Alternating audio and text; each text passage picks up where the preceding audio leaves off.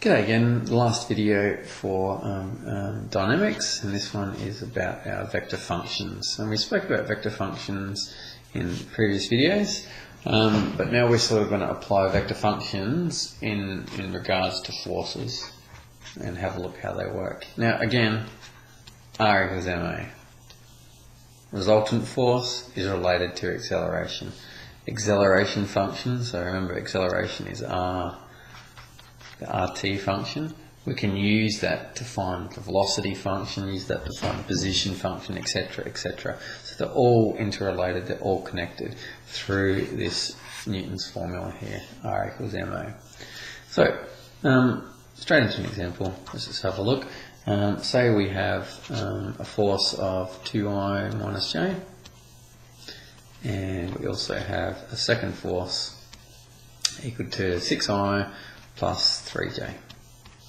So I've got two forces act on a mass of 2 kilograms. Let's say 2 kilograms. Okay.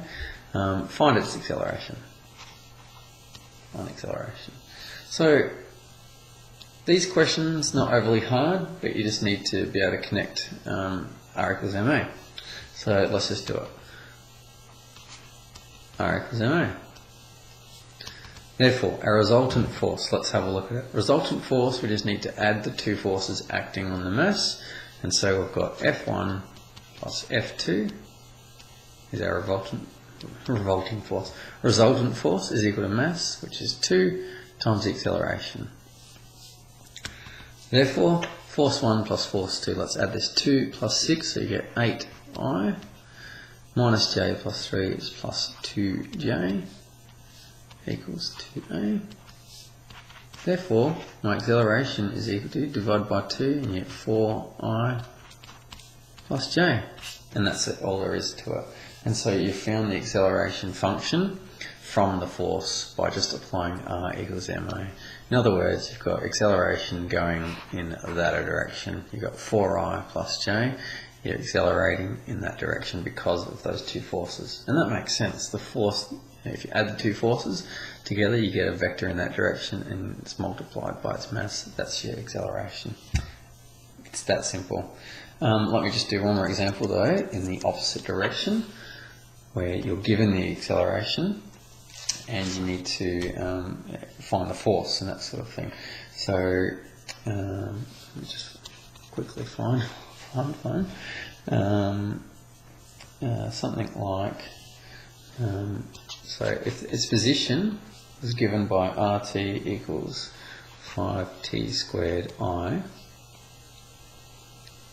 plus 2t squared plus 8j, 20, let's say, so of mass 4 kilograms. Let's do that.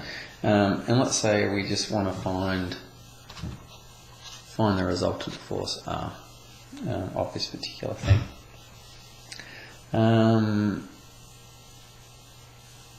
Great. So let's have a look. So we've got our position vector function here. We know its mass. We want to know its resultant force given by this. So remember, R is equal to ma. Okay, so we need to know its acceleration. How do we find its acceleration? Well, this is R of t, so we need to find differentiate to find R dot of t, which is its velocity function, and then we need to differentiate again to find its acceleration function. So let's do that. R dot of t, you could call that vt as well if you wanted to, so that's a vector, is equal to, so just differentiate, you get 10ti plus 4tj. That's its velocity function.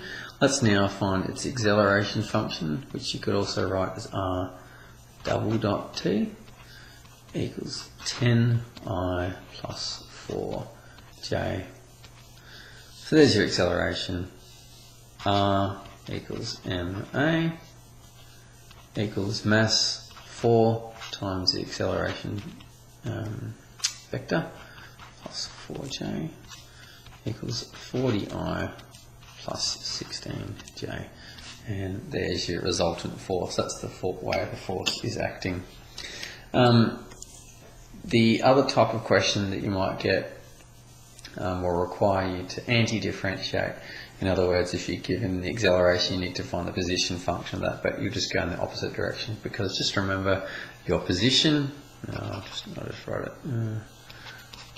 RT, VT, and AT. Just remember that when you're going in this direction, you're differentiating. When you're going in this direction, you're anti-differentiating.